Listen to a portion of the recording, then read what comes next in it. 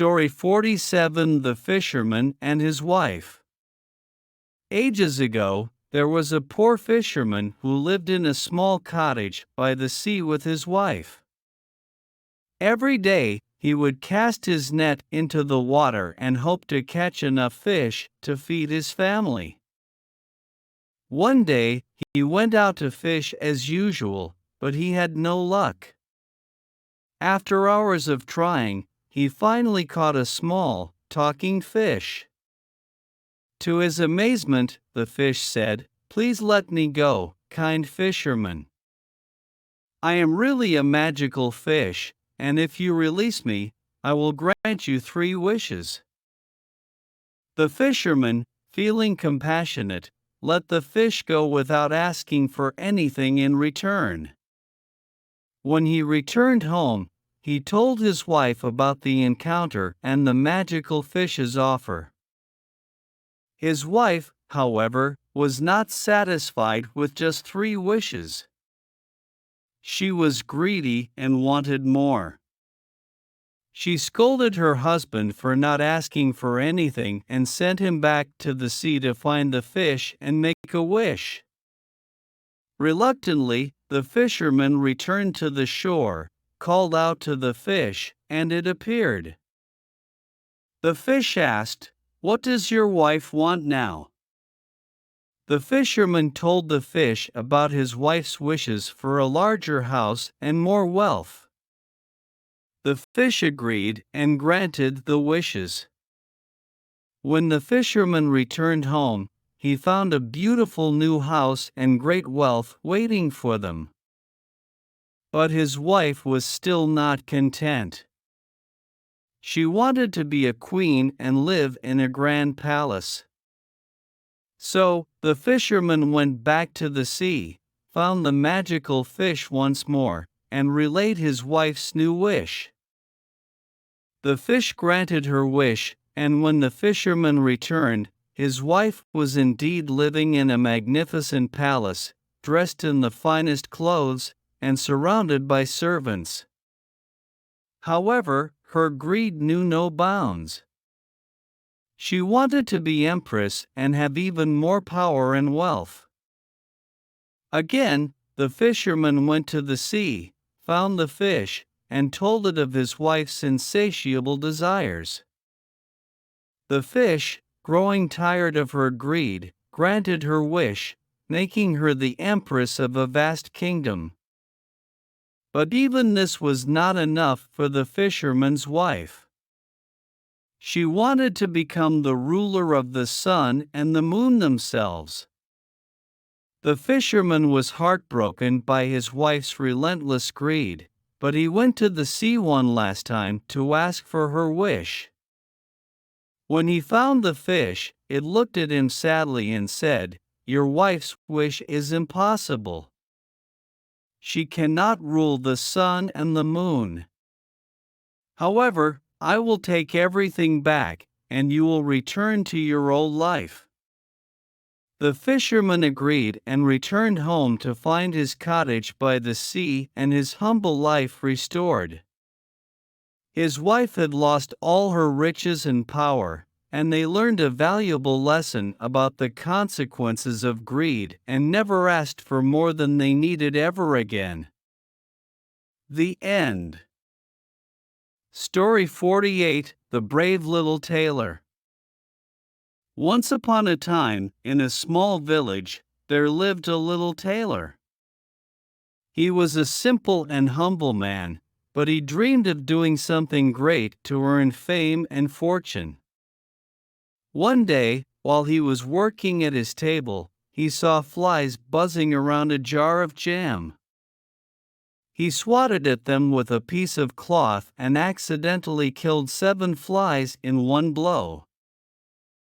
Feeling quite proud of himself, the tailor decided to make a belt with the words 7 in one blow embroidered on it. He thought this would make him seem like a great and powerful man. He put on the belt, packed a small bag, and left his village, setting out on an adventure to seek his fortune. As he journeyed through the countryside, he came across a giant. The giant was amazed by the little tailor's belt and asked him what it meant. The tailor, trying to sound even more impressive, said, "I have killed 7 at one blow." The giant, thinking the tailor had defeated 7 men in battle, became fearful and offered to help him on his quest. The giant took the tailor to a kingdom where they heard of a fierce and troublesome giant that had been terrorizing the land. The king promised a bag of gold coins to anyone who could get rid of this giant. The little tailor, with the giant's assistance, confronted the troublesome giant. While the giant quaked in fear, the tailor used his wit and quick thinking to outsmart the foe. He shouted, "I've killed 7 at one blow," and the troublesome giant, thinking he meant 7 men, fled in terror. The king was overjoyed and rewarded the tailor with a bag of gold coins as promised. But the tailor's adventure was far from over. He continued his journey and arrived in another kingdom. There, the king was troubled by a fierce unicorn that was destroying his crops and causing chaos. Once again, the tailor, with his cleverness and the giant's help, managed to capture the unicorn. He proclaimed, "I've killed 7 at one blow." The king was impressed and rewarded him with more gold coins. The tailor's reputation grew as he traveled from one kingdom to another, facing challenges and conquering them with his wits.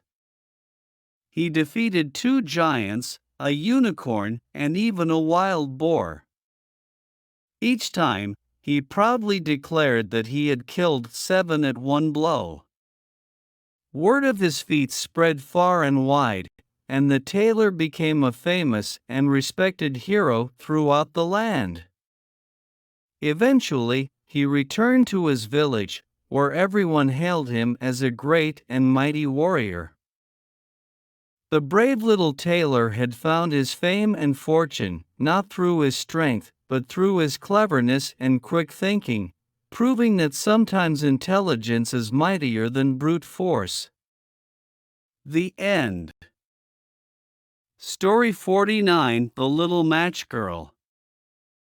Many years ago, on a cold and snowy New Year's Eve, there was a poor little girl who wandered the streets, trying to sell matches.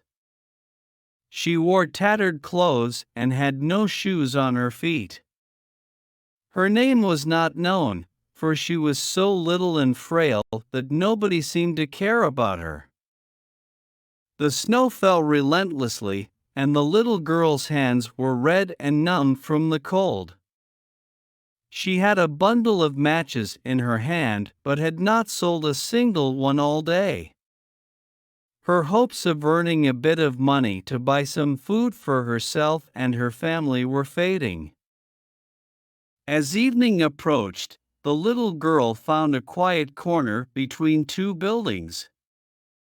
She sat down, huddled up to keep warm, and decided to light a match to warm her hands. She struck the match, and suddenly, a warm and comforting light appeared. She felt a bit of warmth and even imagined herself sitting beside a big, cozy fireplace. In the match's flickering glow, the girl saw a vision. She saw a feast laid out on a table, with delicious roasted meats, vegetables, and a beautiful Christmas tree decorated with candles and ornaments. It was a sight to behold, and she was mesmerized by the warmth and abundance. But as quickly as the vision appeared, it faded away when the match went out. The little girl was left in the dark and the biting cold once more. She felt a pang of hunger and sadness. Determined to experience that warmth again, she lit another match. This time, she saw her beloved grandmother, who had passed away. Her grandmother's presence brought her comfort and happiness. When the second match went out, the little girl lit a third one. In its gentle light, she saw a starry sky above her. She thought of the heavens and imagined her grandmother watching over her from the stars. It was a moment of peace and serenity. But the cold was unbearable, and the little girl knew she couldn't stay out in the snow any longer. She lit all the remaining matches in the bundle, hoping to prolong the warmth. The sky filled with countless stars, and in their glow, she saw her grandmother reaching out to her, her arms open wide. In that moment, the little girl felt herself being lifted up, away from the cold and the hunger. She felt warm and loved as she embraced her grandmother's spirit. The following morning, people found the lifeless body of the little match girl in the corner between the buildings. Though her physical suffering had ended, the vision of her grandmother's love and the warmth of the stars had brought her peace in her final moments.